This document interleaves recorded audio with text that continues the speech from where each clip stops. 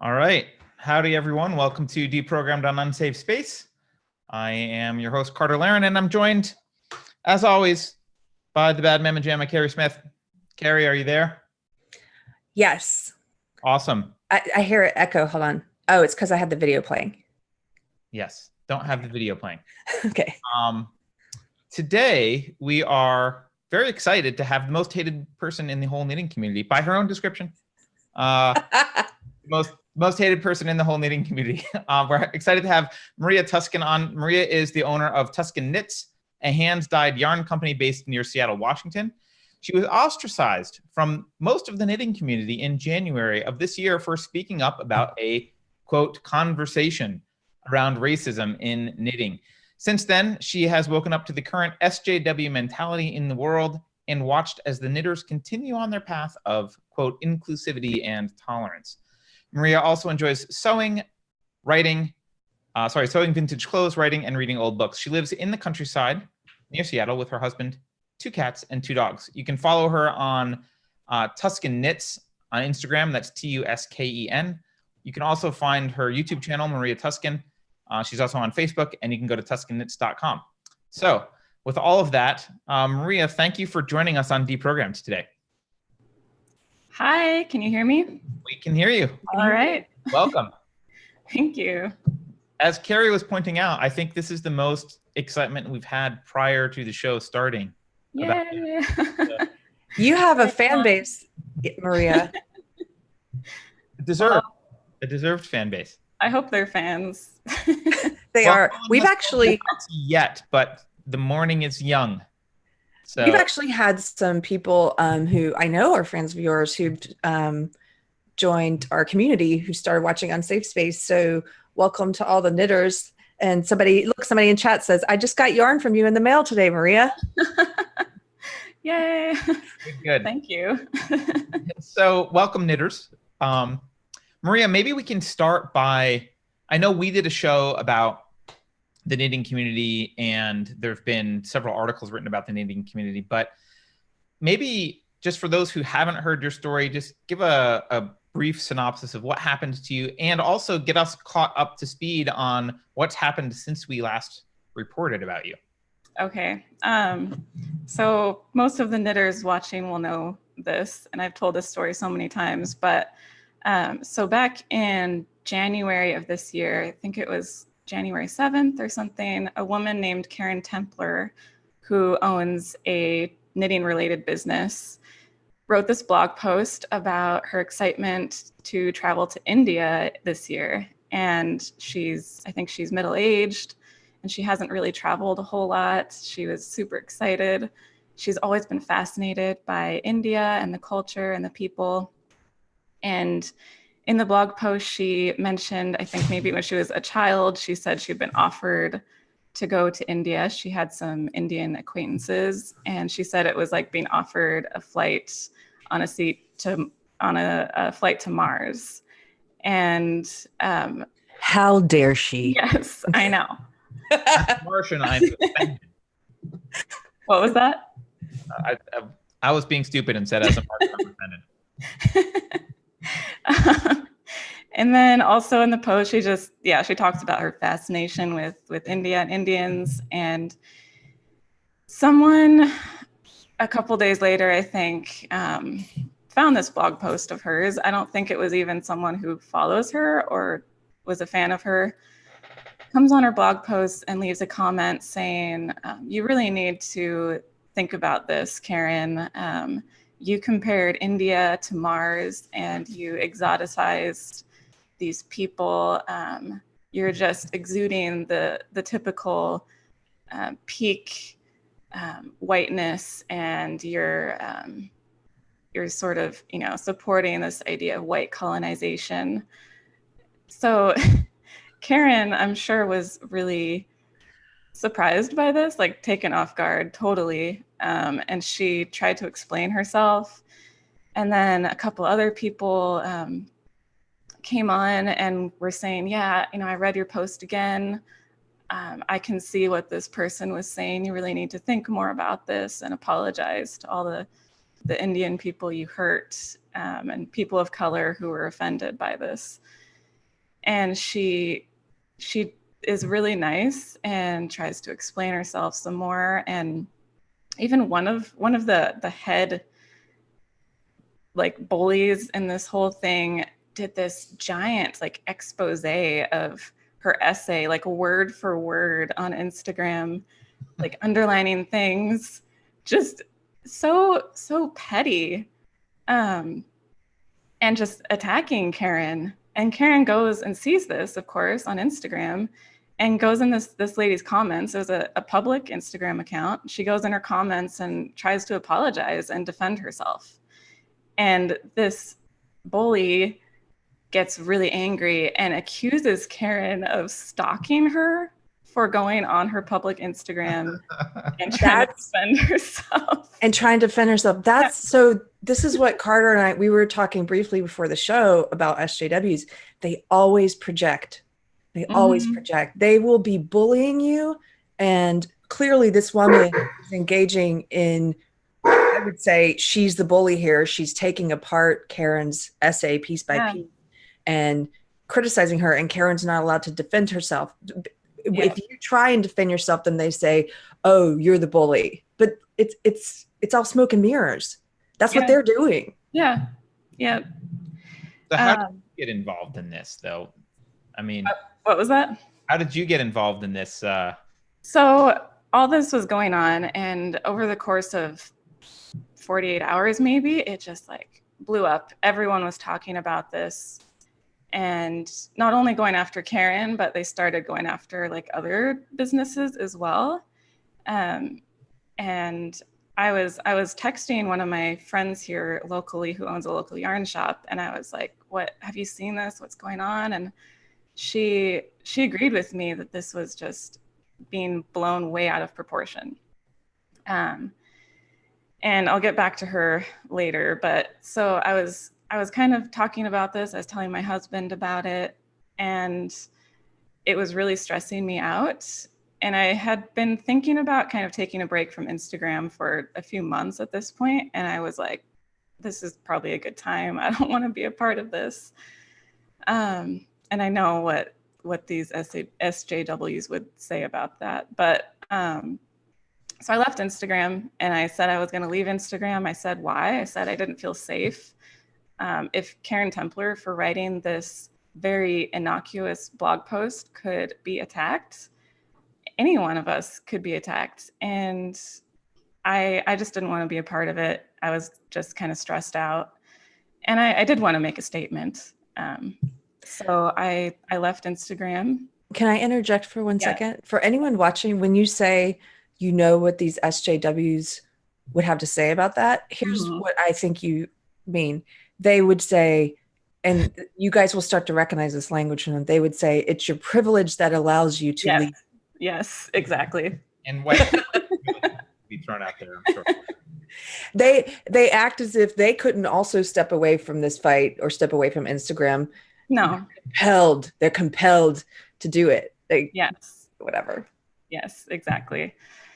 So, when you said you were stepping away, you didn't criticize their ideology. Like, I watched your video. You didn't say they're wrong about this, or they're like, I disagree with ideology. All you said was, I don't really like the bullying and name calling, and I don't want to be a part of that. Yeah. So step away from that part.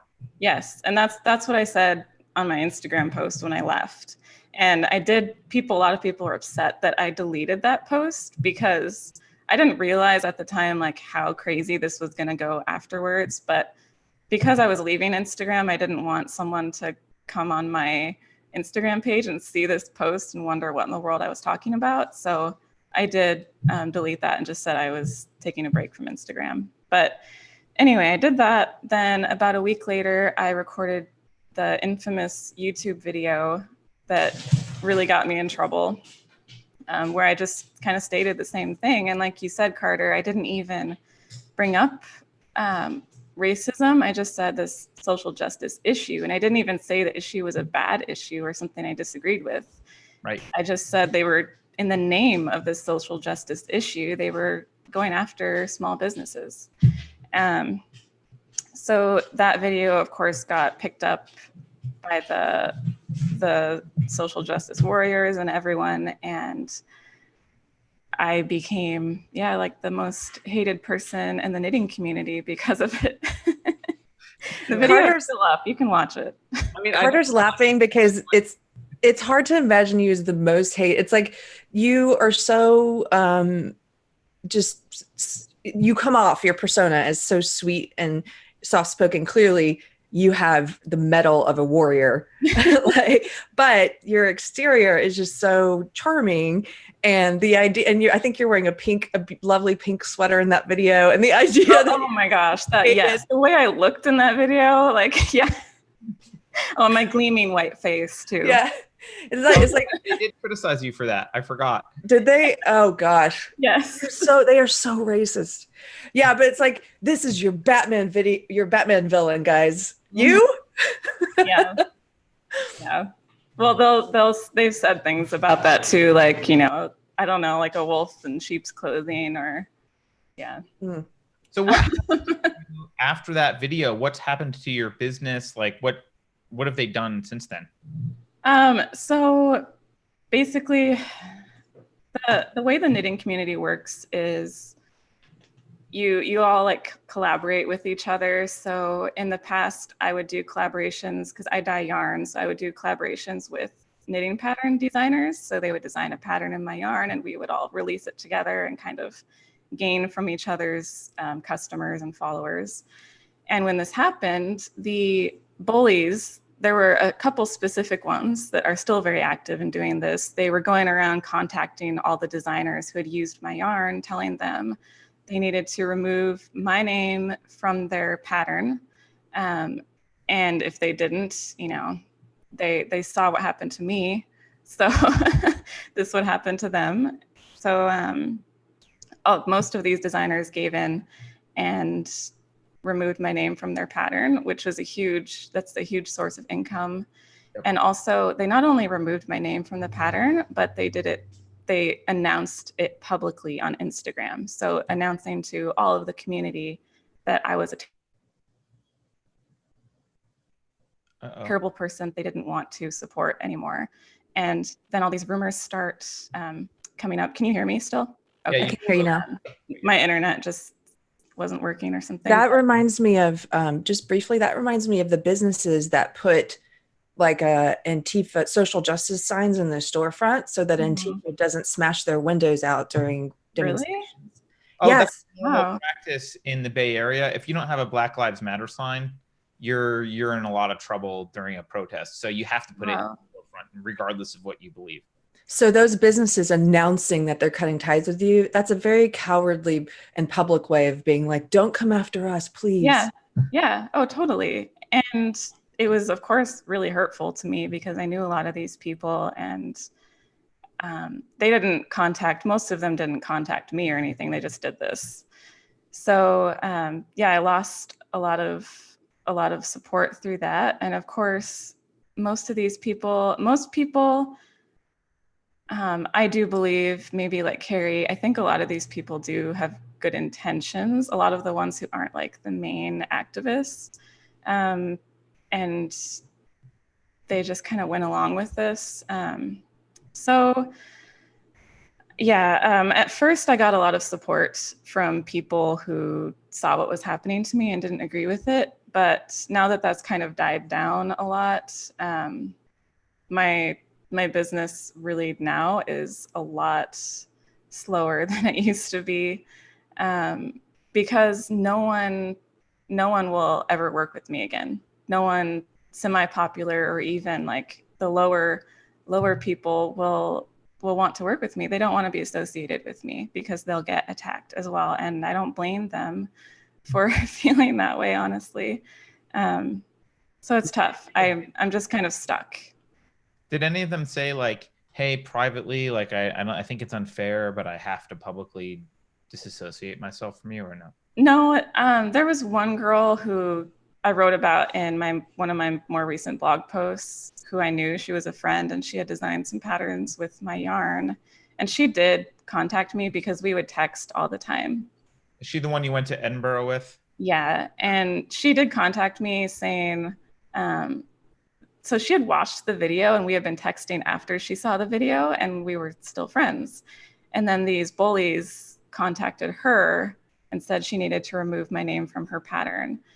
And then she texted me and was saying, she actually said, like, "Are you a racist?" And she was like very like concerned and worried. And I explained to her, like, I wasn't. I felt really awful that she had been caught up in this as well. I didn't intend for my friends to get caught up in this. So yeah, she asked if I was a racist. She said that she had an issue with. Oh my gosh! Can you imagine? Yeah. Can you imagine? Yeah. Are you a racist? Yeah. Just the fact that people they get so manipulated by this crowd mentality, this mob mentality. It's like I know in the video that we did about this previously, I compared it to the Crucible, but it just reminds me of that. Yeah. Where people get hysterical and then they start like are you a witch? And then some of them start confessing to being a witch and repenting of, Yeah. I've got secret, witchiness or secret racism, and let me, it astounds me. I think that there should be a study of what you went through, like a psychological study. I think so too. And like Nathan Taylor, who was also attacked later, he just mentioned in his most recent video that there is a little BBC radio documentary coming out on this. And he might be talking about some of the psychology and stuff behind this. He interviewed me as well. So he goes by Sockmatician, right? Yes. And his business also massively impacted. Oh yeah. Video about how devastating it's been to his business. Yeah, I mean, his business is much more front facing. So he would teach classes and go to knitting events. And now like none of that anymore. That was his income, and it's totally taken away. Yeah. So what, for people who aren't aware, what briefly happened? How did he get involved in it? In July, I guess he had been watching this whole thing unfold since January, and he also didn't agree with the way they were going after businesses and individuals and like destroying people's reputations. So he finally in July decided to say something about it, and he wrote this little poem and put it up on Instagram. He had created about a year ago, he had created this hashtag called diverse knitty. So just celebrating the diversity of the knitting community. And a lot of people, the bullies and SJWs, had sort of hijacked this hashtag and used it in all of their posts attacking people. So he was trying to sort of reclaim this hashtag, and he talked about that and how we just needed to come together as a community and be respectful of each other. And people went after him, said he was tone policing. He's a white male, even though he's gay and HIV positive. That, of course, doesn't matter because he's not on their side anymore. Yeah. There's nothing they hate more than a person who checks off a marginalized box who doesn't get along with them. Yeah. So yeah, they totally went after him, and he talked about this in his video. It's really hard to imagine what it's like when the whole knitting community, thousands of people are after you, emailing you and leaving comments and talking about you and gossiping about you, and all these rumors being spread around. It's a crazy feeling. And he actually had like a mental breakdown and was suicidal and wanted to harm himself. And his husband took him to the hospital, and he was put on suicide watch for a day. And then he attended this yarn festival. What was that? Then they didn't even believe. Then they attack him after that too. No, they didn't believe it, and also they just said, well, we didn't do this to you. You put yourself in this position. You're a grown man. Like, you can. Yeah. These people, we talked about before this briefly, Carter and I do disagree sometimes about the intent of people who get wrapped up in this ideology. And I think there are two types of people: those with good intent, whose intent is being manipulated, and perhaps they're also cowards. Yeah. And then there's people with ill intent. And a lot of these people you're talking about, they have ill intent. That is evil. Yes. It's evil. Yes. And he mentioned this in his video, because a couple days after he was like had this mental breakdown, he went to do a book signing at this yarn festival, because he had a contract and he was teaching and everything. And he talked about how it was actually planned that this one woman had informed the organizers that she was going to come and confront Nathan, even though he was in this very like sensitive position and just emotionally unstable at the time. And she actually came to the event and accosted him, and they got into this argument, and he got emotional and she was emotional, and he got, dragged out by one of the organizers. Who was his personal assistant also, who knew exactly everything he was going through. Yeah. And let this happen, and actually, I would say, kind of was an accomplice. Yeah. His personal assistant knew about this, and This is just so fascinating about the psychology of crowds and mob mentality, and just the cowardice that people can display when they are afraid of being. It's like, you either pick up this pitchfork and use it, or we're going to use it against you. Yep. So that's the thing that bothers me the most about this is there's always going to be evil people and bullies in the world. But the truth is, if your friends and even the neutral people had a little bit of a spine, your business and Nathan's would be fine. Yeah. You guys could have defeated the social justice bullies. But it's the cowardliness that has allowed them to win. Yes. And like I think you talked about in your white fragility episode, where it's sort of like a weird like takeover of their mind. Like one of my friend here locally, who owns the local yarn shop, who I'd been texting with about how like crazy this all was, like a day later, she sent me a text, and it was like, I knew that it was over. Her mind had been like taken over. And she was a mob person. Yeah, she was a mob person. So it is like cult-like behavior. It is a type of brainwashing. So for anyone new who's not familiar with Deprogrammed, the show that we're doing, I was in SJW for 20 years. And this whole program that we do is an attempt to understand it better, because coming out of it has been like a 3-year process for me, because it is like leaving a cult. In fact, we did a whole video, Carter and I, where we went through all the characteristics of a cult, and I hadn't seen the list beforehand. And it just, you go down the list and you're like, wow, it actually fits a lot of these characteristics. And they use fear, they use social pressure, they use fear of ostracization. I can barely talk today. But they use your own goodness or desire to be good against you, because like your friend who called and asked you if you're a racist. Okay, that friend presumably is not a racist, and views being a racist is one of the worst things you can be called, because it's a horrible thing to be a racist. They use that. It's like, I will call you this thing, and the only reason it works is because you're afraid of it. Yeah, because you're not it. Yeah, a real racist wouldn't have a problem with it. like like a real white, they were like, yeah, that's the whole point.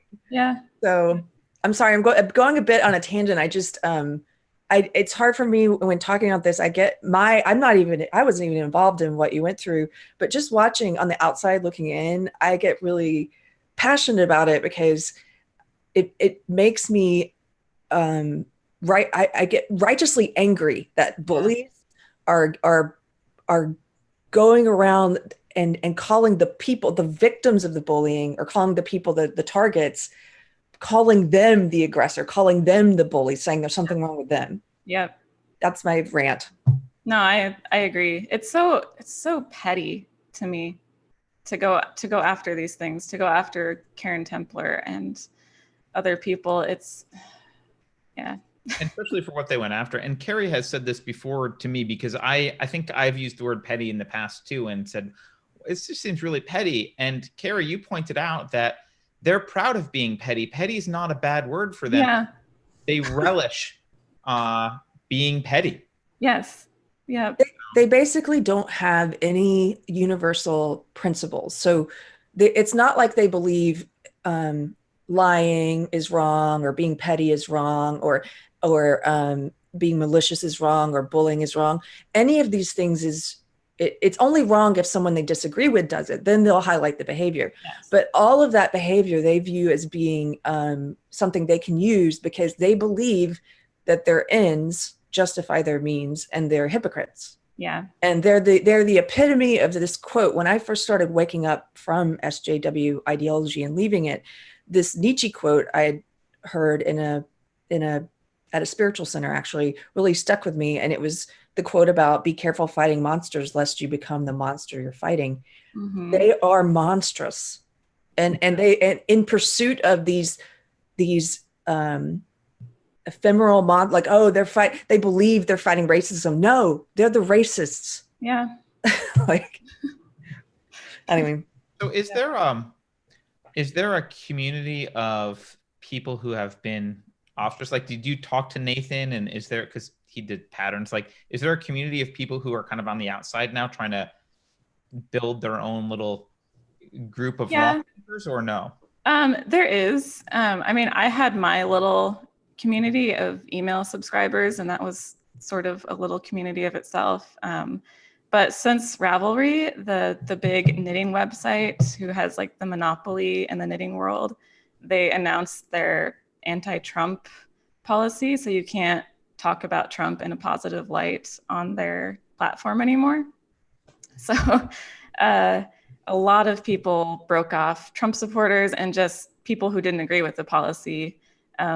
They broke off from Ravelry, and there's a couple other little sites. There's Fiberosity, and there's one called Our Unraveled, and there's also some Facebook groups that you can look up. But the marketplace still isn't, it's nowhere near what the main knitting community is like, because there's all these little cliques and like popular people, and everyone wants to, you know, buy their thing and be like them, and they've all totally gone over to the other side. So I mean, the SJW side. So there's just not that same way to have a successful business anymore in these other little communities.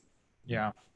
I mean, the optimist in me would hope, at least, that while there would be short-term suffering for taking a stand, there would be long-term gain, because I don't think that this, look, the social justice ideology is inherently anti-civilization. Basically, it's a destructive, hateful, horrible ideology, and so it can't last forever. And it seems like maybe the people who establish themselves somewhere else, even if that's taking a big hit in the short term, maybe that will end up, you know, being the better course than kowtowing or asking for forgiveness or trying to play along or being quiet, because being quiet doesn't work either. There's the example, I think, I know one of the people in chat is the woman who wrote the articles in Quillette about you. Oh, great. Sorry, I forgot. Catherine Jepson Moore. But where are you? Where's your name? It's Catherine Jepson Moore. Thank you, Catherine Jepson Moore. But she writes about someone who was basically a social justice warrior who was just quiet. She just didn't say anything. Yes. This, and also got attacked. So being quiet isn't trying to hide yourself from this isn't a strategy that will work. You may have been attacked even if you hadn't taken a stand, Maria. Oh, I would have been.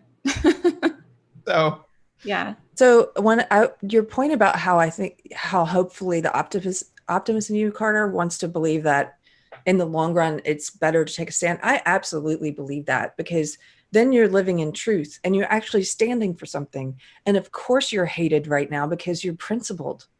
And it's like the Bible verse, like, for what does it profit a man to gain the whole world, but lose his soul, something like that. That's how I view it. It's like these people who have decided that for their own protection, I'm not saying I don't understand it. I absolutely understand it, but it is a coward's way out to sever ties with you, to make announcements about, you know, not going to work with certain people. That is a coward's way out. And I think that's ultimately a fruitless endeavor. There's a lot of things that are going, that it's hard to, the problems with that are compounded. I'll put it that way, because now you're living as a coward and a liar. Yeah. And so it's going to affect you in other ways, your psychology, the way you behave, your business, probably at some point. Well, yeah, I mean, there's no end to it. It's like you go in just a little bit and give them what they want a little bit, and they're going to constantly be coming back at you, trying to make sure that, you know, you're following their rules.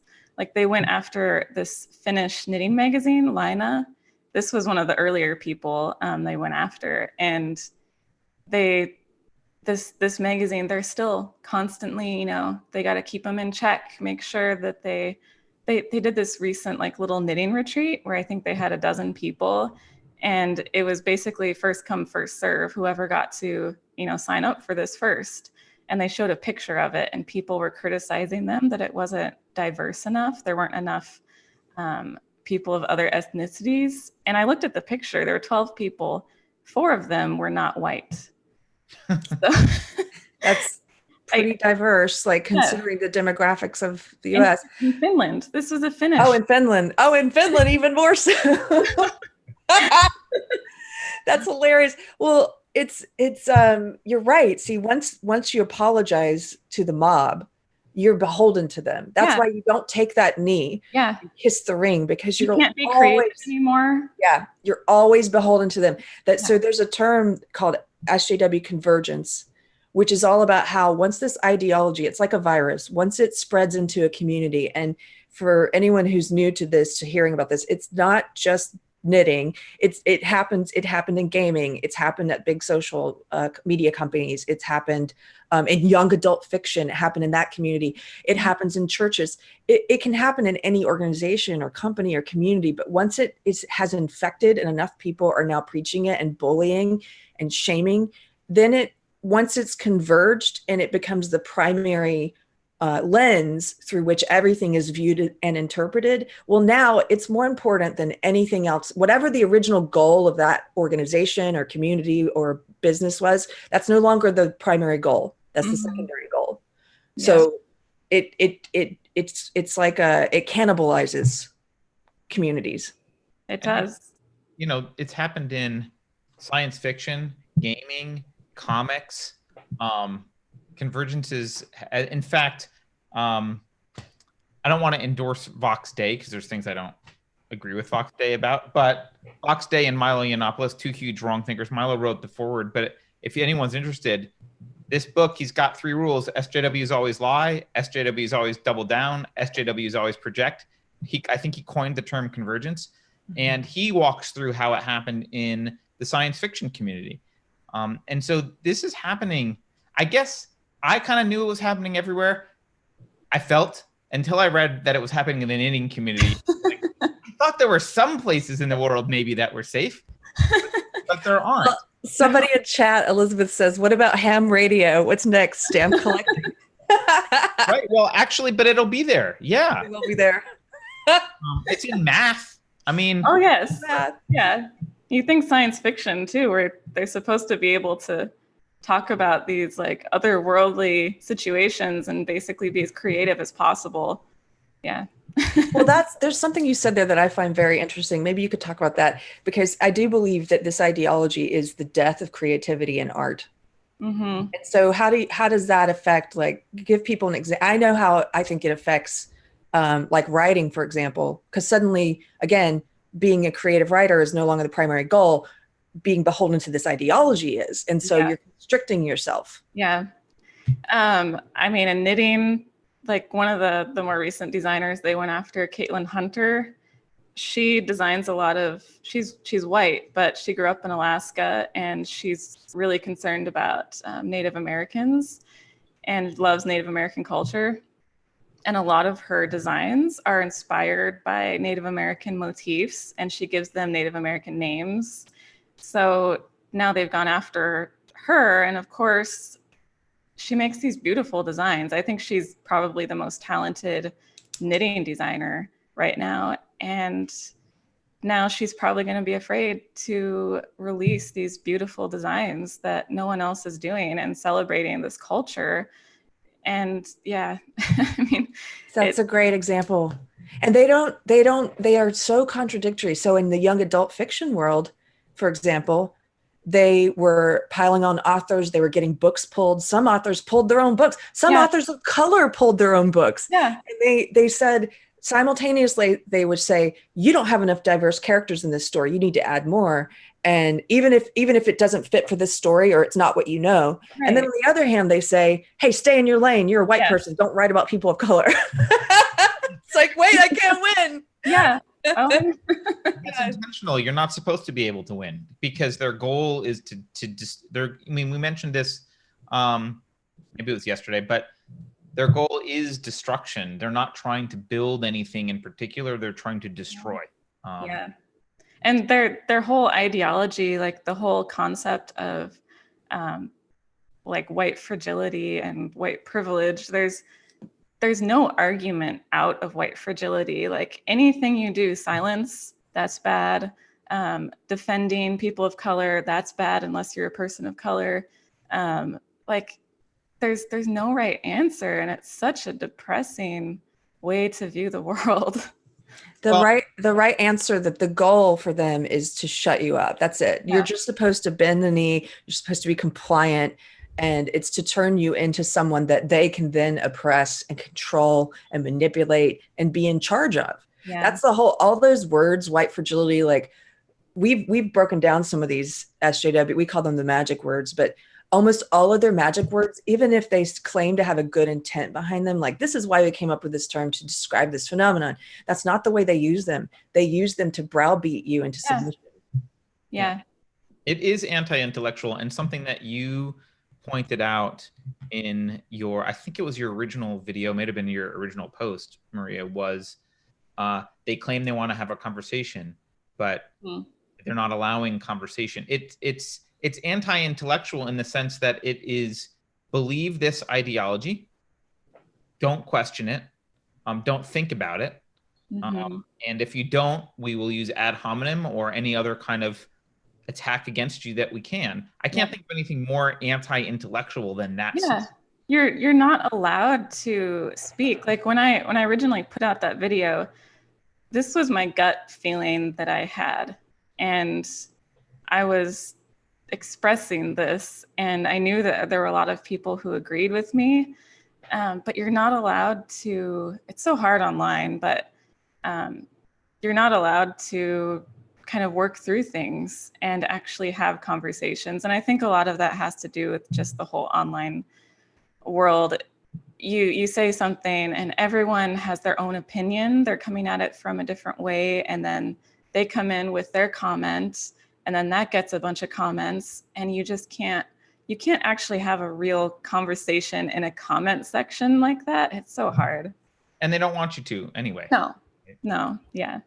So I want to ask you, were you familiar with social justice ideology when this happened and kind of already were waiting for it, or was this something that you've had to learn about?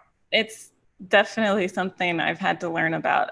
I kind of knew of the whole social justice thing. My family is very conservative, but since moving out to Seattle like 4 or 5 years ago, I think I'm a pretty open-minded person, and I befriended a lot of more liberal people. So I kind of took on some of their beliefs. So I knew this was happening, but I was sort of apolitical. I wasn't, all of the people I discovered, I had no idea about. I didn't know who Jordan Peterson was or I mean, I knew of him, but after this happened to me, I just started researching online, and I found all this stuff, Jonathan Haidt and Peterson and Douglas Murray, all these people who have been talking about this for years. And it was exciting. Yeah. So I will say, well, you use the word exciting. That's a great reason, I think, another reason for people to be true to themselves and stand up to this stuff is that it, part of you may die in a sense. Like part of me died leaving it. And I mean that, like I lost some relationships and I lost some opportunities, it's almost like you're reborn in a different way.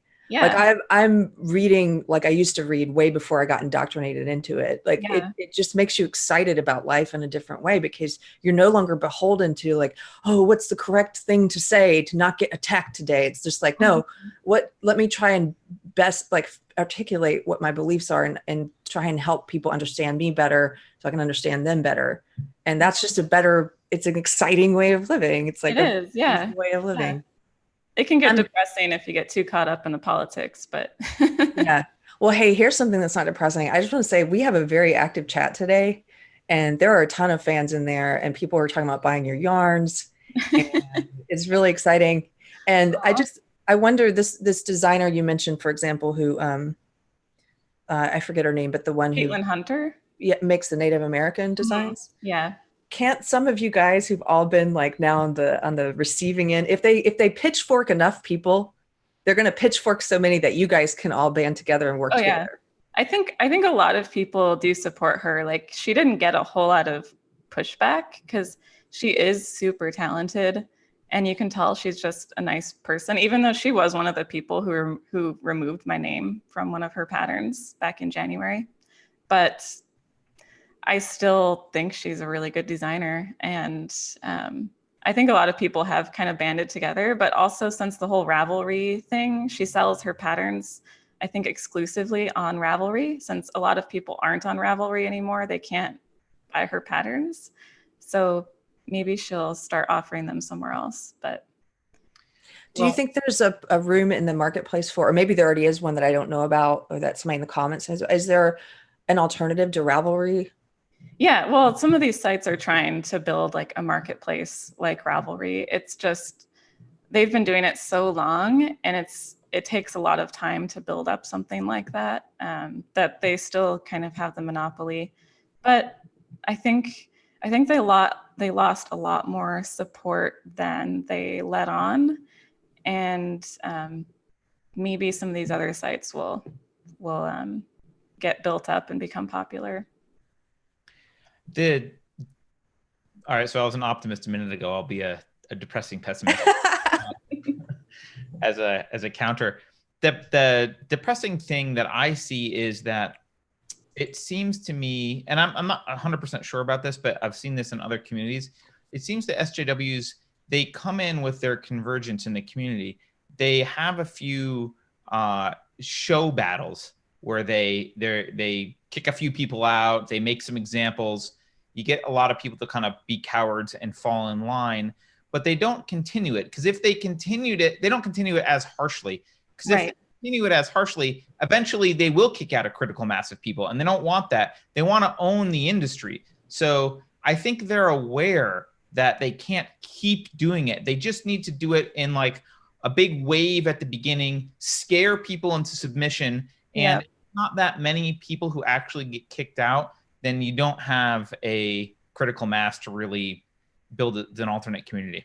Yes, and I do think that that's happening, and I think that I think I mentioned this in an email to you that I have a feeling, I don't have really proof of this, but I have a feeling the knitting community as a whole is probably suffering, like financially, all these businesses, because they're so scared of maybe collaborating with someone who will be attacked in the future, or like there's a lot of fear. And I think that's probably going to hold a lot of people back. And also a lot of people are stressed and just not wanting to knit anymore. Like I don't knit anymore. It's, oh my gosh. It just has a really bad association for me right now. And it's sort of triggering. I hate to use that word, but yeah. That makes me so sad. I mean, I don't think that's something that's going to stay with you. Hopefully not. Right. Yeah. But I hope. Yeah. I almost kind of, based on that, if that's what you think's happening, I almost think it would be better if we could like stoke the fires and get them to kick some more people out. We should go in as a Trojan horse, Carter. We can speak the language. Anyone in chat wants to go join Ravelry and tone police some people in there. Go. No, that's really funny. You just egg it along, like what do you call that when the government sends in saboteurs into a movement? Anyway, it's funny. Well, I mean, I've considered doing that because I think it would be fun, but yeah. Well, I do like Ravelry, right? You're still there? I'm not on Ravelry. Oh, you're not on Ravelry. No, I left. I think that it is kind of fun to use their belief system against them, because whenever I am in an argument with SJW, you can do that in a fun way and kind of catch them because they're, again, there's no logical consistencies in their beliefs, and they don't have any universal principles, and so it's easy to get them caught up in, because these rules contradict each other. Yeah. So I love if a male SJW, you can always say, well, stop mansplaining to me, checkmate. Like that's like kind of like. Yeah. There are a couple people. I think one of them might be in the chat. I think you mentioned her name. She's really good at going around sort of trolling these people. I think a comment she left once when they were talking about, toxic masculinity or something, she said, "Oh, there's nothing worse than a white male penis." That's so funny. I was in SJW for Halloween a couple years ago, and Carter likes my costume I had. Speaking of earlier in this discussion, we were talking about your silence won't save you. They simultaneously say and wear shirts that say your silence is violence, white silence is violence. Yeah. But they also say your words are violence. Yes. So I had both, like on my sign. And some feminists, I triggered some SJW, and she followed me and my friend, and she starts yelling at us. And at one point she yells like, "There's nothing funny about feminism." And I was like, "You're right." Like, there's nothing funny about what you believe at all. No. They don't have a sense of humor, these people. Oh, no, not at all. Yeah. What percentage of the people in the knitting community do you think are actually, like, is it just a very small handful that are actually actively doing this? I think it is a really small handful. There's a couple lead, like, head honchos, and I think everyone knows who they are. Caitlin Hunter blocked one of them and got in trouble for it.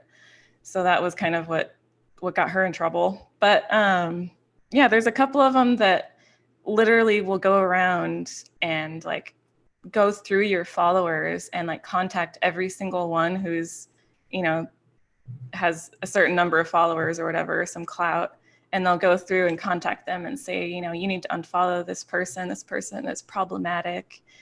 And like they spend their time doing that. And I think it really is a small handful of people doing that. But yeah. The bullies should be named and shamed instead of people who didn't do anything wrong. Yeah.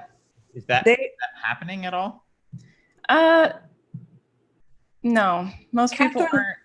Catherine named some of them in her essays, I think. Right, but yeah. I mean, in the knitting community, people saying like, "Hey, these people are horrible bullies, and you shouldn't do business." I mean, I don't know. I know there's the whole argument of like take the moral high ground and they're bullies and blah blah blah, but this is self-defense. They've initiated this. Right. I'm starting to change my mind about that because I haven't really wanted to name anyone, but since Nathan came out with his video and he actually named a lot of the people that betrayed him, it's given me a little bit more courage. I also just don't want to give these people attention. And they also are like that. Like they don't pay attention to me anymore because they don't want to give me attention, even if it's negative attention. So it's sort of this weird game. Yeah, but other like the sheep in the community, the cow, they're still paying attention to you. Yeah. And I don't know. I'm not sure if it would work. I haven't seen the community. Actually, the gamers have aggressively fought the social justice convergence happening in the gaming industry. Right. But usually people just kind of roll over, and then the industry kind of fizzles out and is boring for a while, and until maybe eventually this will get resolved. But yeah, see, they rely on exactly the qualities that you have that they don't have. They rely on your good-hearted nature. They rely on your graciousness at not naming names. You have principles, and they know that as much as they're saying other, and so they rely on that. And I like that question, Carter, because I was thinking about this earlier while we were talking. It's like they are always aggressive and on the offensive. And I'm not saying I don't believe in becoming bullies or becoming, obviously, I don't, it's like the road to hypocrisy to engage in behavior that you think is wrong. But I don't necessarily think naming them and exposing them is wrong. It's like these things have played out in public, and exposing them for what they do and being honest about what their behavior has been. I don't think of that as certainly not doxing. It's not bullying, and it's just being honest about what they've done, and who they are. And that to me, anyway, that's what my thought is on it. Not to encourage harassment, but just like let the record be clear. I mean, part of the reason probably that new designers and stuff are afraid to work with you is because of what they've done to your name online and dragging it through the mud. Yeah, exactly. People who've never heard of you will see that you're toxic. Mm-hmm. And also, one thing they love to do on Instagram, so all of the knitting community basically like survives off of Instagram. Sorry. I lost my train of thought because of your dog. You're saying all the knitting community survives off of, I think you're going to say Instagram, but I'm not sure. Yes, they survive off of, yes. And what they sort of did, like with me, is they actually like hijack hashtags. So they hijacked Tuskenknits. So now if you look up Tuskenknits, it's all this like stuff about how I'm a Nazi and a terrible person. It's really awful. And then people will click on this because it comes up as like the top suggestions for posts, and people will click on it. So the more people click, the higher it's going to be at the top of the list. So like, I wish I could just like create some sort of campaign to like retake over these hashtags, like take over Sockmatician, take over Tuskenknits, and just post like good things so that it's not at the top of the list. And do not click on those bad posts, because the more people click, the higher at the list they're going to be. What if we did something positive where it's like not even addressing them or naming them, but take some of these hashtags and, like you said, reclaim them with something really like do like, what are you grateful for today? Hashtag Sockmatician, right? Just do like gratitude lists, like do something that's really positive and also healthy and good for people. It's good to sit and think about the things you're grateful for. It's good for you emotionally. It makes you feel better. Mm-hmm. And what if there was something that is just, I think that whole thing about like the only thing that will drive out the darkness is like darkness will not drive out the darkness. Is that an MLK quote? Like only light will drive out the darkness. That is MLK. So something like that that's just like super positive and has nothing really to do with the controversy at all, but it's just taking those hashtags back. It's hard to call people to believe that someone's a Nazi when it's easy for them to find evidence. It's like clearly not. Like Carter and I have been called Nazis, but I challenge anyone to watch a show and still come away with that opinion. I'm like, come on, like we've actually watched the show. That opinion, just wrong. Maybe you know. People have opinions, but I don't know. I'm a little bit more aggressive. I guess I view this as, first of all, this is straight out of Saul. I mentioned this in the chat. This is out of Saul Alinsky's Rules for Radicals. They intentionally hold you to your standards, but they have no standards of their own. This is a tactic. It's known. It's intentional. So they hold you to the standards that you hold yourself to. But they don't have any standards, and they don't hold themselves to any standards. So it prevents them from being counterattacked. And I have a problem with this idea of like, because I've seen people on the right do this for decades, and it just doesn't work. They're like, well, we're going to take the moral high ground, and we're not going to fight back. if you only have one side that's aggressive and the other side is just going to be on the moral high ground and not fight back, guess who wins? Yeah. The Attila the Hun wins that fight. That's what happens, because most normies are like, they're not paying attention, and bad guys just gaining ground every time. It's just gaining ground, gaining ground, gaining ground. I don't think there's anything immoral at all about saying these people are bullies. This is the bullying behavior they've done. These people are bullies. I won't work with them. Yeah. That's, you know. I think you could do both. I mean, in a attitude in the knitting community, but that would be my response. I think you can do both. I think there's room for people who are more aggressive in any of these SJW wars on any community. I think there's room for the people who are more like the warriors, who are like more aggressively defensive and on, you know, here's who's done this and here's their behavior. And I think there's room for the people who are there also like spreading positivity and making it about taking something negative and like judo, right, turning into something positive. I would agree with that, Keri. There's room for both. And I like to be both, by the way. You guys keep talking. I just have to run to the restroom. Sorry, TMI. I'll be back. I was going to ask Maria. I was going to ask you, what's your status now with your business, and what are your plans for the future? Because my understanding is this has actually had a pretty negative impact on your business. Yeah, it really has. And I don't know if it's like happening to other people. It might just be something that's happening in the knitting community as a whole. But I have some other business things I'm working on with other businesses, and that I'm trying to build up. But I'm going to keep going with this and just try to ride through it and get to the other side, because maybe if I stick around long enough, this will all sort of turn around. And I do think it is going to turn around. I really do. It just might take years. So I'm going to try to stick around. But yeah, business has really, really slowed down. And I haven't talked about that anywhere, even to my newsletter subscribers or anything, because I don't want people to be supporting me just out of pity. I want them to just support me because they like what I do. So I hate talking about that, and I haven't, but yeah. No, that makes sense. And it's sad, but I do think there's a cultural, we can kind of been sensing this cultural shift. More and more people are noticing the craziness of this, especially with respect to like comedy. You see the cancel happening, and people are starting to wake up to, you know, the insanity here. I think so too. Yeah. You know, you're right. It could take years. It could, but things move so fast now with the internet that maybe it'll happen sooner. It's just like things are speeding up so much, and yeah.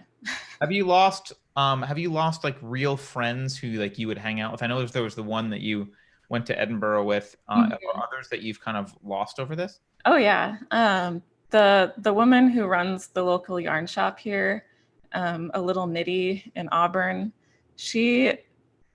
I will say she is like one of the sweetest people I've ever known. She's like funny. I used to just go to her shop just to hang out and talk to her, and we would talk about silly things and reality TV shows, and she's just great. But she was like the person that I was like texting when this all first started happening before I said anything, and I could kind of tell was getting like taken over.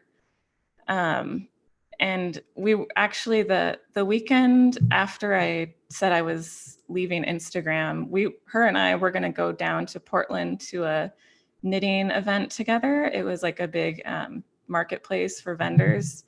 And she texted me and said, I'm scared for you, but I will admit I'm scared for myself being seen with you at this event. And that was really hurtful that she didn't even want to be seen with me at this knitting event. And I haven't spoken with her since then. That was back in January. Like secret friends, but not but not in public. Ugh. What was that? It's not even like she's a secret friend No. in public. She's just. Yeah, and yeah, just Maria, I'm a remedial knitter. Okay, I took a break. All I've ever made are scarves, and I made a couple of really bad hats. This makes me want to become just dedicate 10,000 hours to it so I can be a really good knitter and roll deep with you at these conventions. Dedicate myself to something entirely different just so I can be in that sphere with you. It makes me. That'd be fun.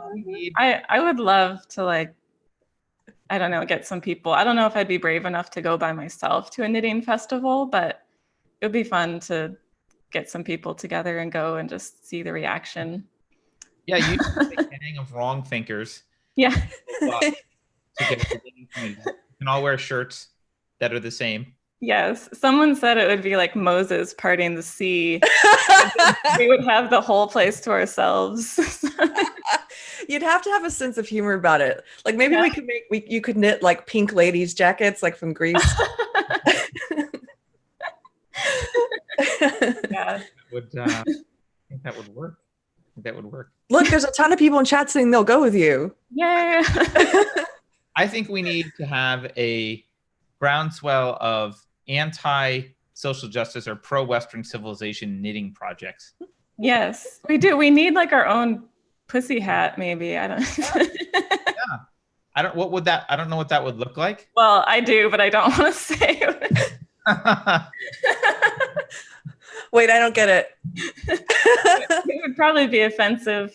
A male genitalia. Oh. Mm-hmm. They would really have a problem with that. Yes. Yeah, there's definitely, or you could just do stuff that has all of the fake white supremacy symbols on it, like the OK sign and a glass of milk and all the fake ones. Yeah, they've been trolled. So the thing about SJWs, again, you guys just maintain your sense of humor because it's the best. I think it's one of the best weapons, and they don't have it. They can't use that. They use pettiness and they use vindictiveness and sarcasm and all that stuff. Instead, sarcasm is not the same thing. And there are some trolls who really the whole OK symbol being what. Now they're doing this. Have you seen this? No. The trolls put out a meme saying that this means two genders and you're making a G here and there's two and that. So they're going to make the peace sign verboten. Oh they're going to make that eventually you can't do the peace sign. Every Asian is now a white supremacist.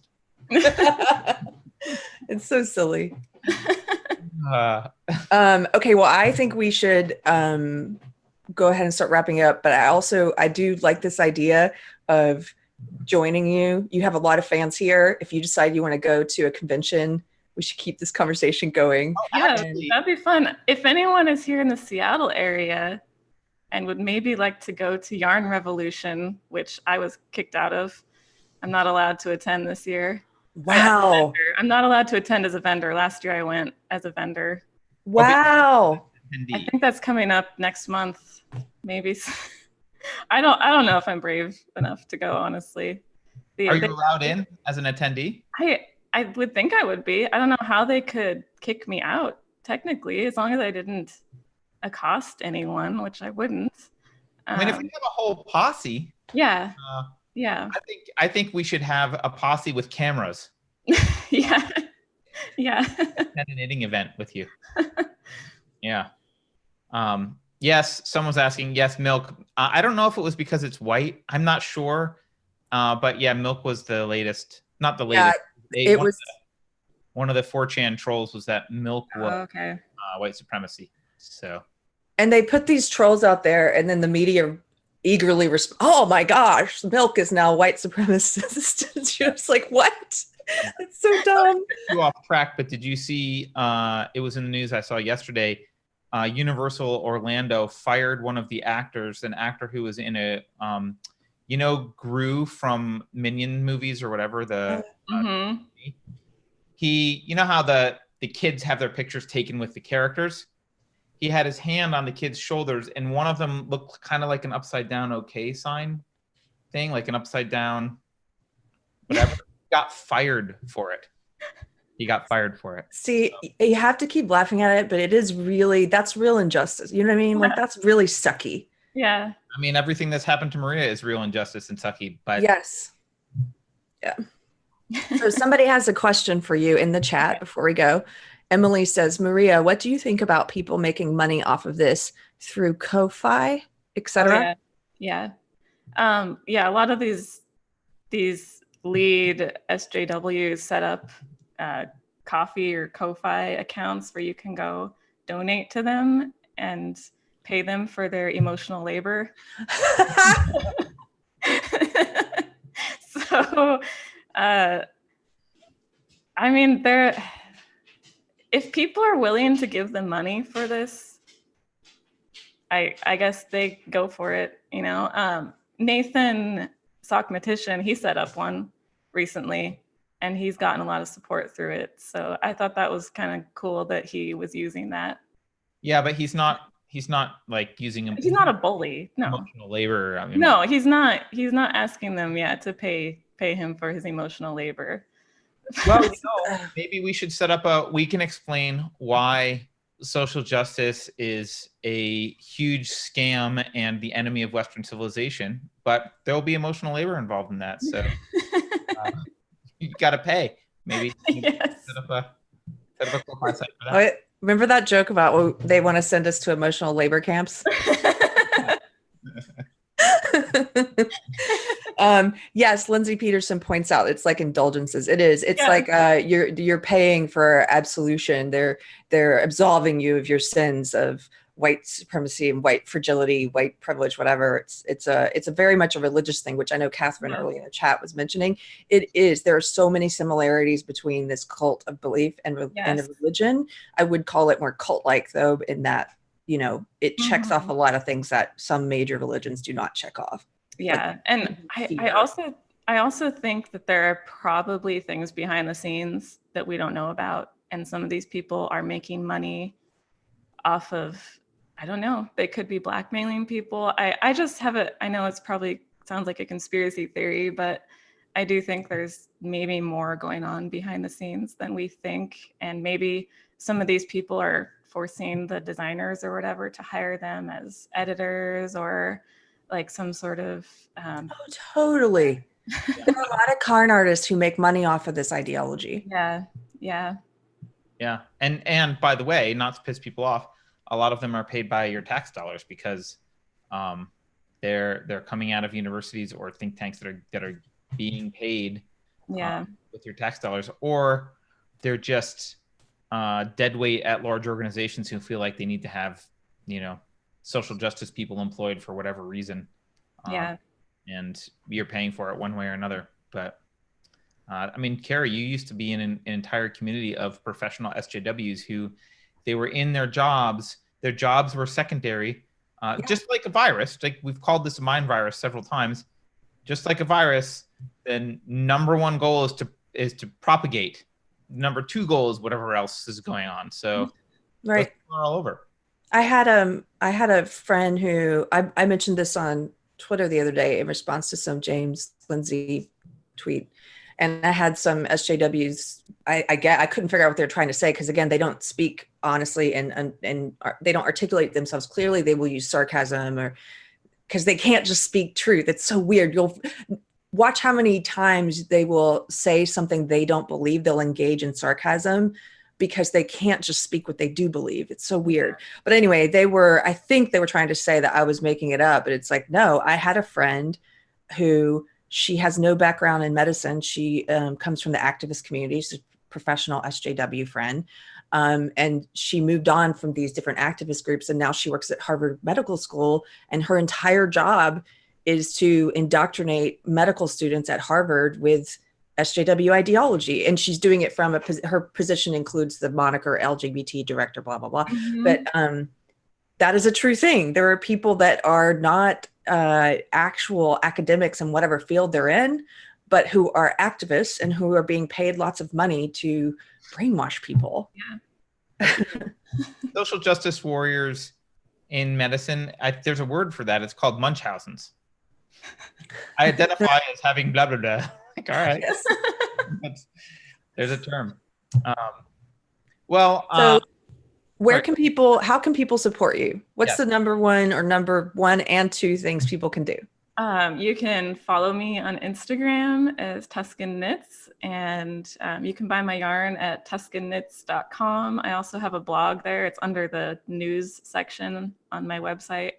And leave comments there. You can email me at maria@Tuskenknits.com. So yeah, I'm so happy that sounds like, I can't see, but it sounds like a lot of people showed up. So I'm A lot of excited. people showed up in chat, and I don't see any social justice haters. Yay.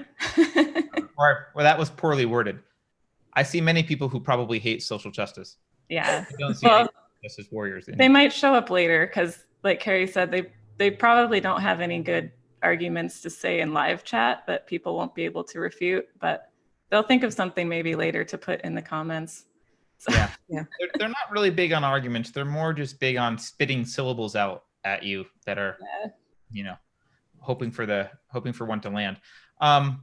Maria, I'm into this idea of going to a knitting festival with you. So we should talk more about that. I think it'll be fun, and I think there's a lot of people in chat who would support that. So yeah, let's keep talking about it. And I just want to say thank you for coming on our show. I have an immense amount of respect for you, and I think you're very inspiring. And so if I had to throw out some adjectives, I would say integrity, courageous, gracious, like just humble.